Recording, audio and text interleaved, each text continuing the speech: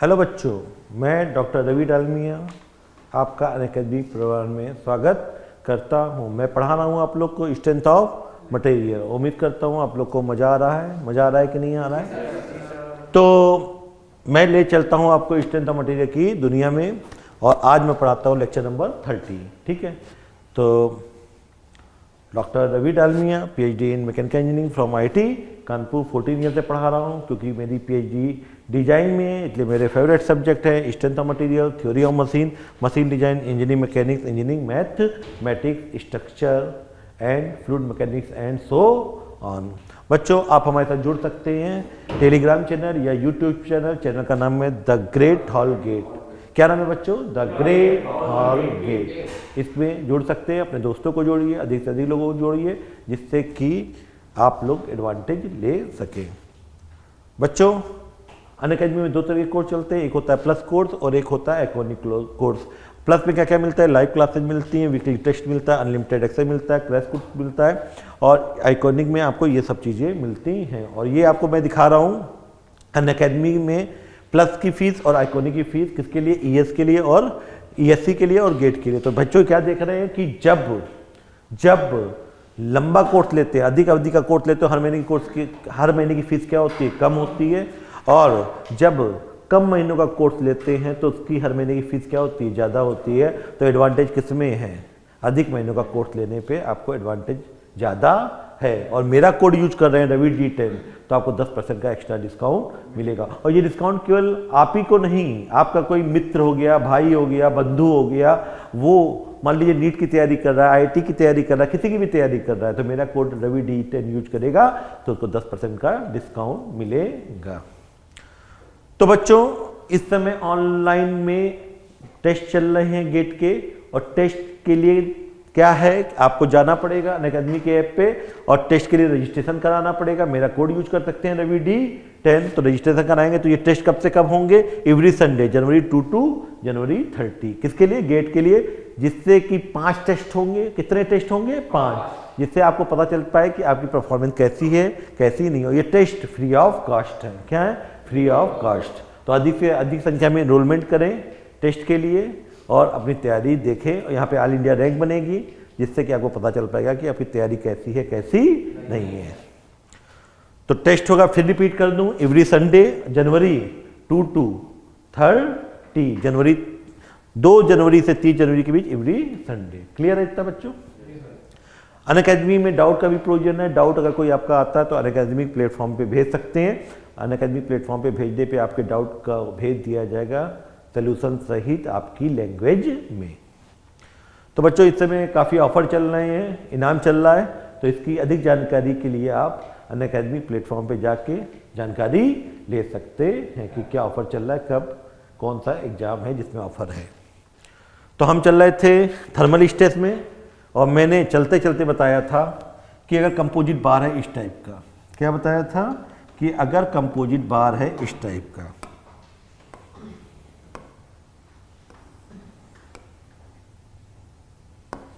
मान लीजिए ये कंपोजिट बार है, ये कॉपर है मान लो, या कोई भी है, मान लो कॉपर है, और ये स्टील है। ठीक है, तो टेम्परेचर बढ़ाने पे ऑन इंक्रीजिंग मैं क्या लिखूंगा कि मान लो यहाँ पे ये कॉपर है और ये क्या है? स्टील है। ये क्या है? स्टील है। ये स्टील है। अल्फा कॉपर ज़्यादा है और अल्फा स्टील कम होता है, तो अल्फा कॉपर ज़्यादा है किससे? Alpha steel. अल्फा मतलब कोफिशिएंट ऑफ लीनियर एक्सपेंशन ज़्यादा है कॉपर का, किससे? स्टील से। तो पहले लेंथ कितनी थी? L। कितनी थी? L। ऑन इंक्रीजिंग टेम्परेचर बढ़ाने पे क्या होगा? देखिए, टक टक टक टक टक टक टक, ये ज़्यादा फैलेगा, ये ज़्यादा बढ़ेगा, ये ज़्यादा बढ़ेगा, और ये कम बढ़ेगा। क्यों बढ़ेगा? क्योंकि अल्फा कम है, बिल्कुल। तो ये आप कहेंगे कितना बढ़ेगा? आप ये कहेंगे कि ये हो जाएगा सर, ये हो जाएगा L alpha copper into delta T, इतना बढ़ेगा।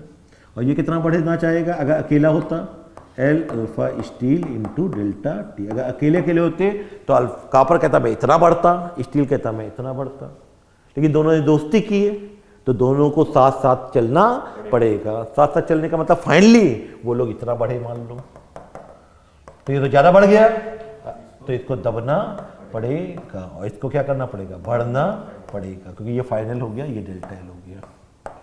दोनों समझौता किया कि नहीं किया? तो किसको दबना पड़ा? जिसका अल्फा ज़्यादा था, और किसको बढ़ना पड़ा? जिसका अल्फा कम था। तो क्या कंक्लूजन निकलवाया था?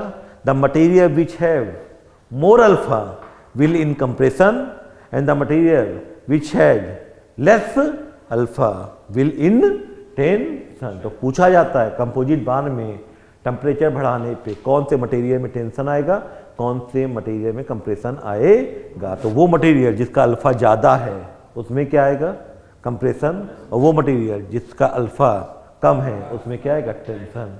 क्या करने पे?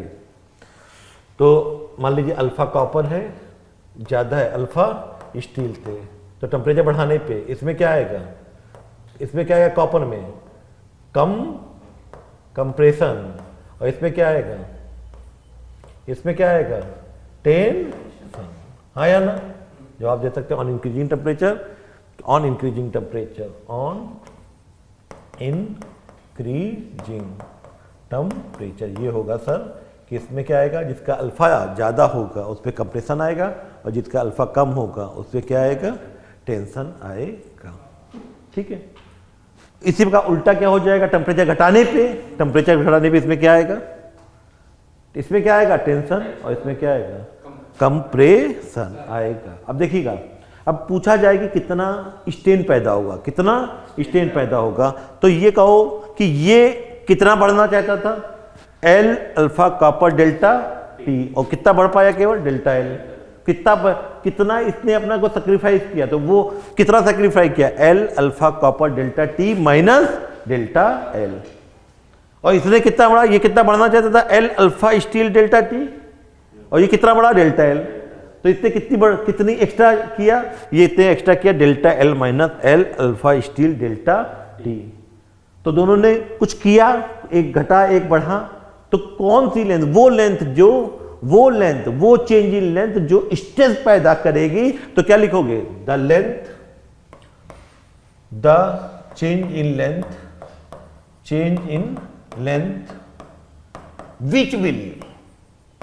which will develop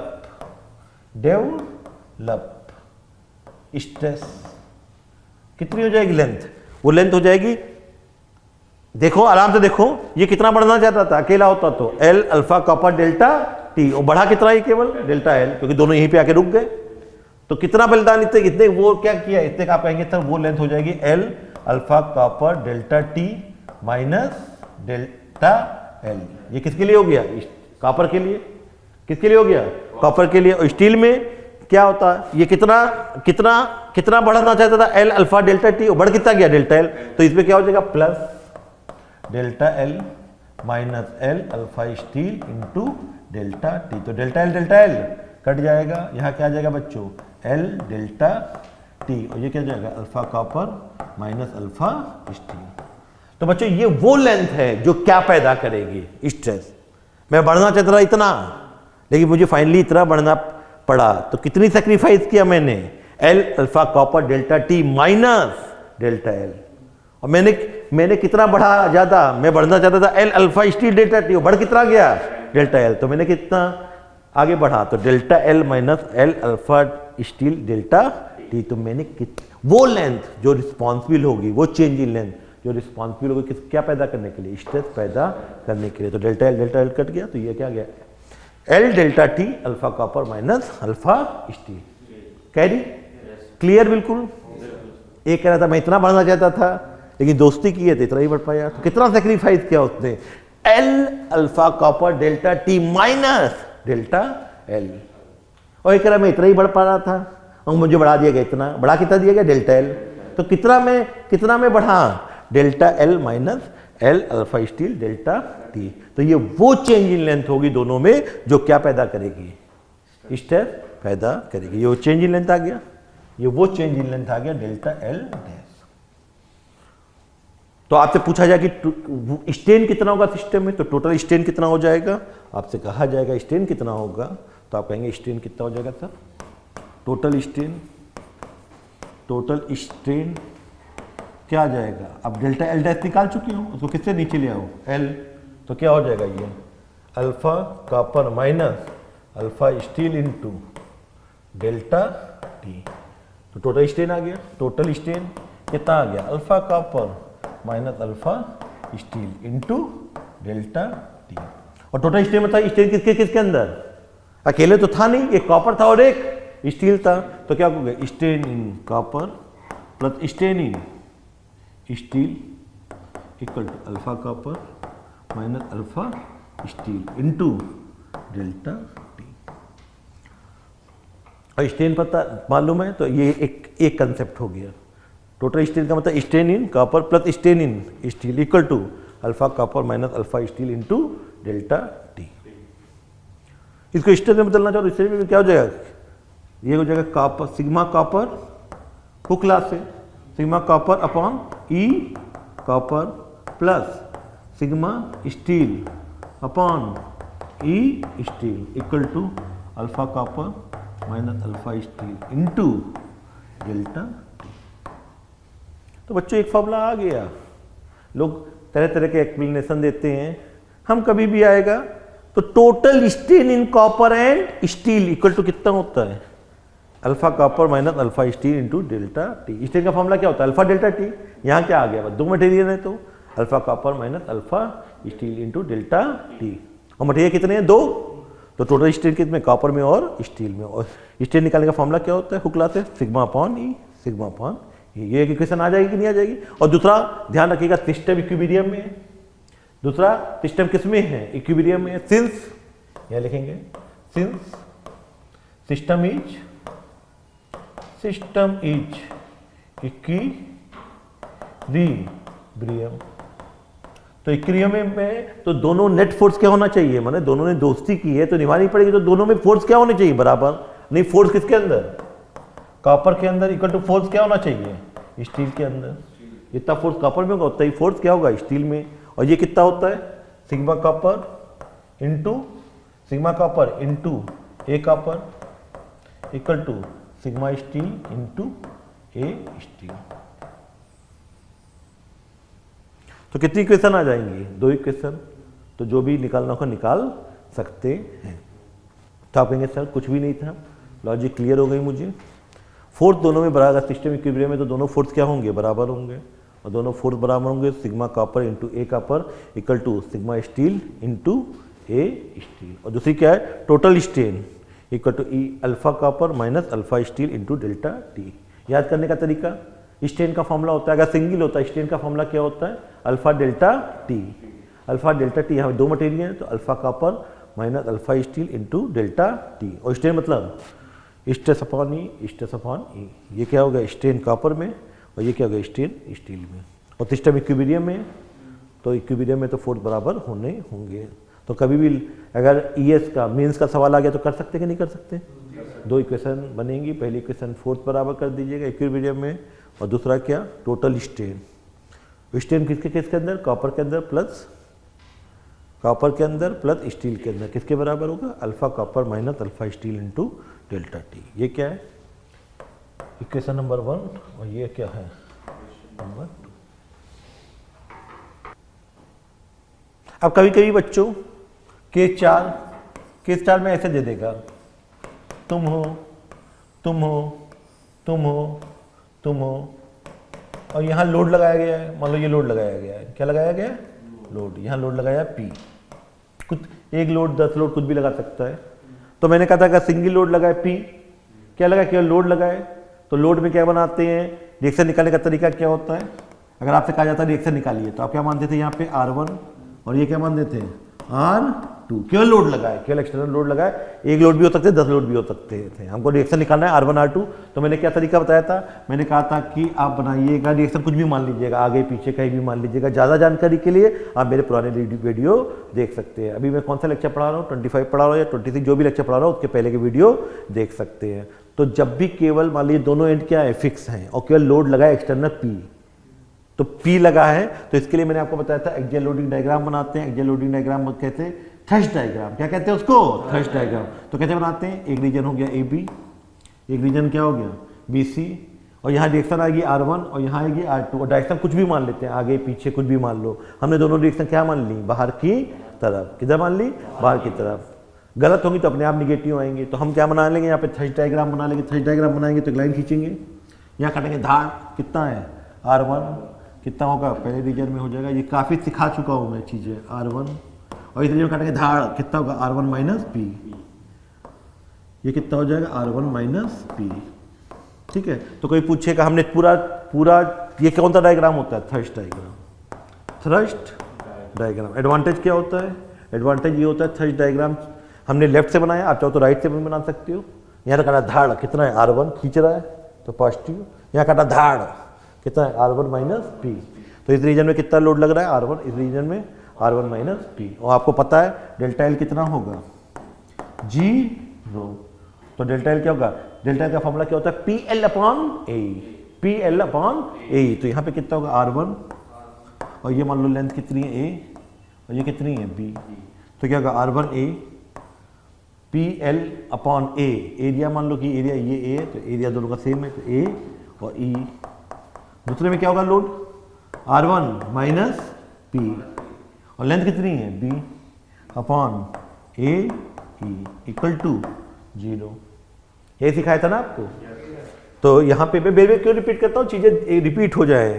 तो R1A plus R1 minus P into B equal to 0। तो क्या हो गया R1A plus B equal to क्या हो जाएगा PB। तो R1 कितना आ गया था, PB upon A plus B, और A प्लस B किसके बराबर है, टोटल लेंथ के बराबर, L के बराबर। तो R1 कितना आ गया था, PB अपॉन L, हाँ या ना। तो ये क्या आ गया था, PB अपॉन L। फिर आपसे पूछा गया था R2 निकालो। तो सिस्टम इक्विलिब्रियम में since system is in equilibrium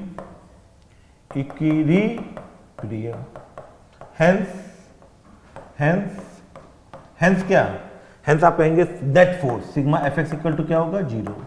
पूरे सिस्टम में आगे वाला फोर्स पॉजिटिव तो पीछे वाला फोर्स निगेटिव, तो ये किधर है पीछे, तो क्या कहोगे माइनस R1 और ये क्या होगा प्लस P और ये क्या प्लस R2 इक्वल टू 0। यहाँ पे किसकी वैल्यू पुट कर दोगे, R1 की वैल्यू पुट कर दोगे, R1 की वैल्यू पुट कर दोगे तो R2 आ जाएगा। रखो minus PB upon L plus P और ये क्या है प्लस R2 इक्वल टू 0। तो सॉल्व करोगे तो क्या आ जाएगा, सॉल्व करने पे सॉल्व करोगे तो ये आ जाएगा L माइनस बी, तो R2 इक्वल टू आ जाएगा, R2 इक्वल टू सॉल्व करने पे आएगा PA अपॉन L। तो यहाँ से क्या आ गया R1 और R2 आ गया। आप कहेंगे वही चीज़ क्यों रिपीट करवा रहे हैं, मैं कहूँगा मैं कुछ बताना चाहता हूँ। अभी केवल क्या लगा था, एक्सटर्नल लोड P लगा हुआ था। अब एग्जाम में चालाक निकला और ES के एग्जाम में कहेगा एक्सटर्नल लोड तो लगा ही हुआ है, साथ में टेम्परेचर का भी इफेक्ट आ रहा है, टेम्परेचर भी बढ़ रहा है। तो अगला सवाल मेरा क्या होगा, यहाँ क्या लगा था, क्या एक्सटर्नल लोड, कोई टेम्परेचर में चेंज नहीं हो रहा था। तो हमने रिएक्शन निकाल ली R1 R2, निकाल ली R1 R2, कितना आ गया R1 PB अपॉन L और ये क्या आ गया R2 PA अपॉन L। मैंने लेफ्ट से बनाया था थर्स्ट डायग्राम, अगर आप राइट से बनाते थर्स्ट डायग्राम तो R2 निकल जाता पहले, और R2 से क्या निकल जाता, R1 निकल जाता। मैंने क्या कहा, मैंने कहा कि अब मैं थर्स्ट डायग्राम बनाना चाहता हूं। अगर ये सवाल दिया होता, मान लो यही सवाल होता और यहाँ लोड भी लगा है, ये दूरी कितनी है A, ये दूरी कितनी है बच्चों B, और एग्जाम में कहता एक्सटर्नल लोड तो लगा ही लगा है साथ में, if temperature is also increase if temperature is also increase, if temperature is also increase, तो बच्चों टेम्परेचर और बढ़ा दिया गया, increase delta T, then how to solve,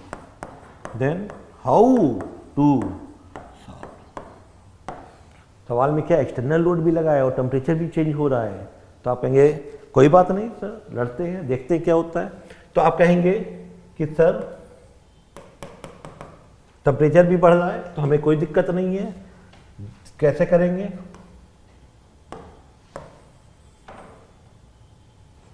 पहले तो सबसे पहले क्या बना लेंगे? वही थ्रस्ट डायग्राम एक्सटर्नल लोडिंग का। तो एक्सटर्नल लोडिंग का थ्रस्ट डायग्राम बनाएंगे, अभी बनाया था। तो हमें सर थ्रस्ट डायग्राम कहाँ से बनाना चाहते हैं, लेफ्ट से कि राइट से? मान लीजिए लेफ्ट से ही बना रहे हैं, मान लीजिए लेफ्ट से ही बना रहे हैं। तो ये थ्रस्ट डायग्राम बनाएंगे, ये P था, यहाँ रिएक्शन क्या मान ली? R1, और यहाँ क्या मान ली? R2 बाहर की तरफ मान ली, ठीक है। और यहाँ बनाएंगे टक टक टक टक टक टक। पहले खानदान में कितना हो जाएगा? R1, ये R1 हो गया, और दूसरे खानदान में कितना हो गया?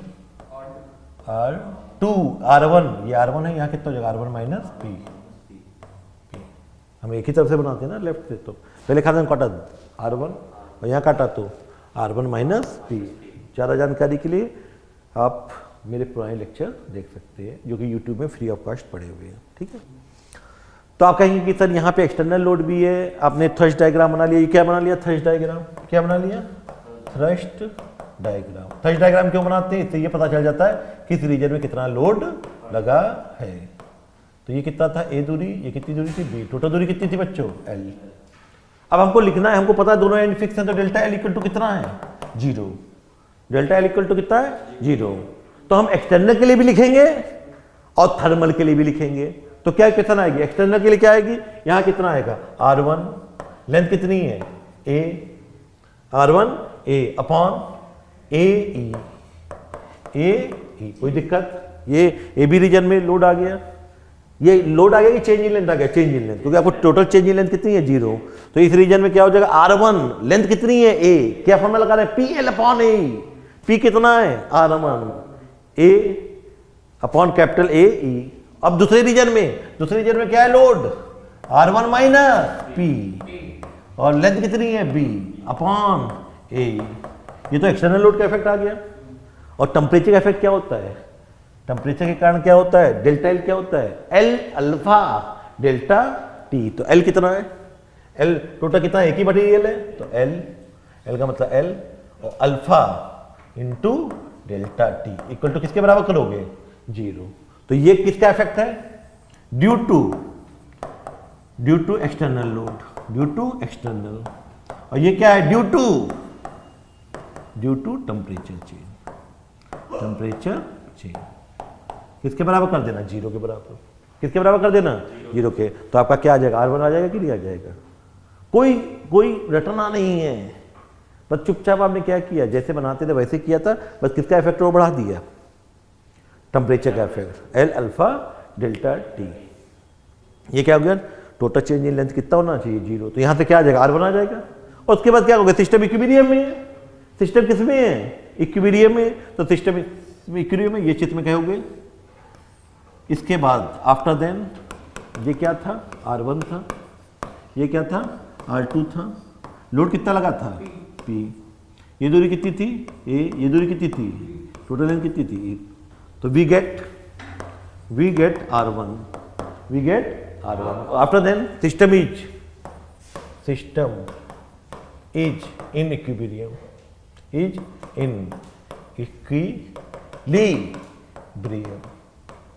तो क्या बोलोगे? इक्विलिब्रियम से नेट फोर्स कितना हो जाएगा? 0। ये फोर्स किधर है? पीछे, माइनस R1, और ये क्या है? प्लस P, और ये क्या है? Minus R2 equal to 0। R1 निकाल चुके हो? R1 निकाल लोगे, कैलकुलेशन बढ़ जाएगी। अब कैलकुलेशन आसान नहीं रहेगी, कैलकुलेशन बढ़ जाएगी। R1 निकालोगे, R1 निकालने के बाद R1 की वैल्यू यहाँ पुट कर देना। पुटिंग है, ये क्वेश्चन नंबर 2 है। Putting value of R1 into we get R2।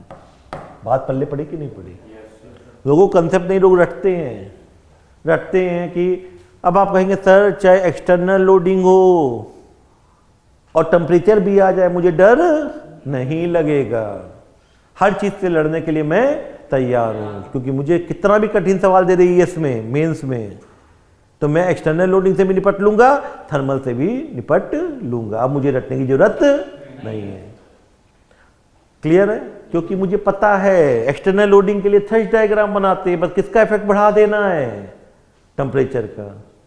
तो आप मुझे कितना भी कठिन सवाल दे दीजिए, आप दे दीजिए तुम हो, तुम हो, तुम हो, तुम हो, तुम हो, तुम हो, तुम हो, तुम हो, तुम हो, तुम हो।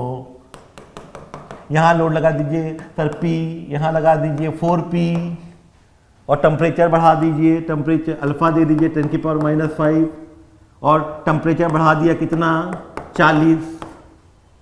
हमें पूछा व्हाट इज रिएक्शन, रिएक्शन क्या होगी तो नहीं निकाल पाओगे। यहाँ पे किसका किसका इफेक्ट आएगा, टेम्परेचर का भी इफेक्ट आ रहा है और एक्सटर्नल लोडिंग भी लगी है। तो चुपचाप क्या बनाएंगे, थर्स्ट डायग्राम, थर्स्ट डायग्राम बनाएंगे और किसका किसका इफेक्ट लेंगे, थर्स्ट डायग्राम का एक्सटर्नल लोडिंग का प्लस टेम्परेचर का इफेक्ट भी लेंगे और इक्वल टू क्या कर देंगे 0, डेल्टा एल इक्वल टू 0।